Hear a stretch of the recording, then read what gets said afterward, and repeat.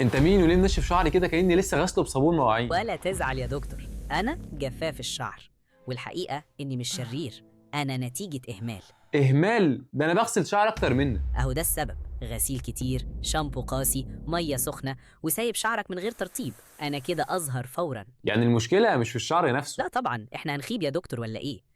الشعراية بطبيعتها محتاجة دهون طبيعية تحميها وتديها مرونة ولمعة، انت لما تسحب الدهون كلها أسيبك ناشف ومتقصف. عشان كده الشعر بيهيش ويتكسر؟ بالظبط، هيشان، تقصف، تشابك، وشكل تعبان مهما تسرح. طب ومين اكتر الناس انت بتجيلهم؟ اللي بيصبغوا كتير، اللي بيستخدموا سشوار ومكوى على طول، واللي مفكرين ان البلسم رفاهية مش ضرورة. يعني البلسم طلع مهم؟ مهم؟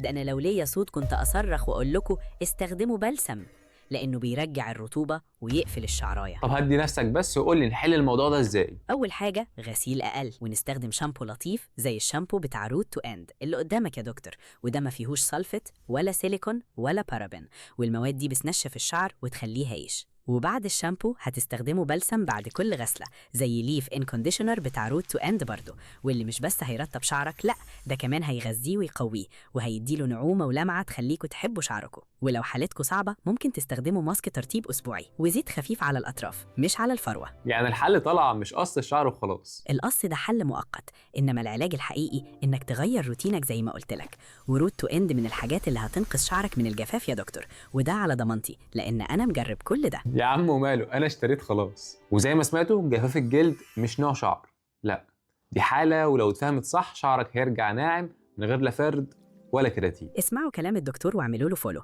واوعدكم انا هبطل هيشان. فلو شعرك ناشف ما تستسلمش وابدا روتين صح. وشيروا الفيديو يمكن تنقذوا شعر حد. واكتبوا لنا تحت في الكومنتات تحبوا نتكلم عن ايه الفتره الجايه.